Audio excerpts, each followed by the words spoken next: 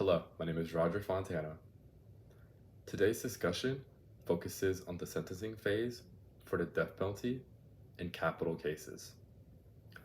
The current policy on the death penalty is that the federal government can seek death sentences for a limited set of crimes and are much more rare than those that occur in the state governments.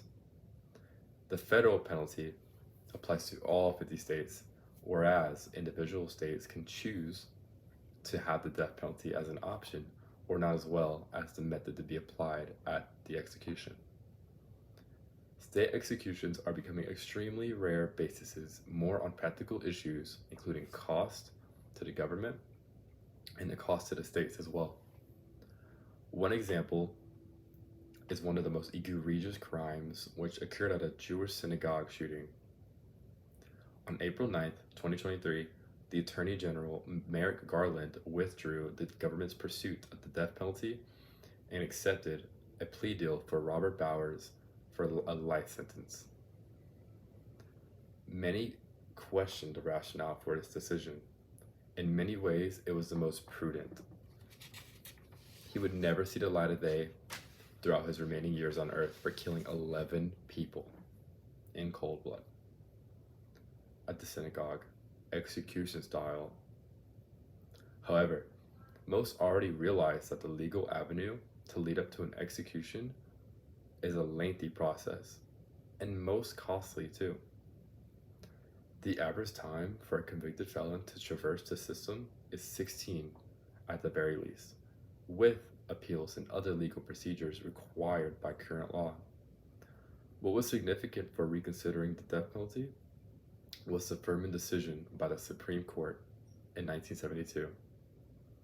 There was a hiatus on executions for 3 years before executions were reinstated with significant changes. One of the most dramatic change was reducing penalties to life imprisonment for a period of specific years. According to Shavir in 2006, in his treatise Back from the Dead, one woman searched for the men who walked off America's death row. Many were eventually released, given parole, or having completed the terms of their new sentences served as a result of the Furman decision. This policy may help the justice system in their efforts to speed up justice, reduce costs by eliminating costly appeals, and payment for extraneous costs throughout the course of the appeal process. However, does it satisfy the public at large? In the case of the synagogue shooting, there can be no redeeming value whatsoever. Yet, in this case, a plea was accepted. By doing so, it sends a message to the community that true justice was not provided, and that justice may have been denied.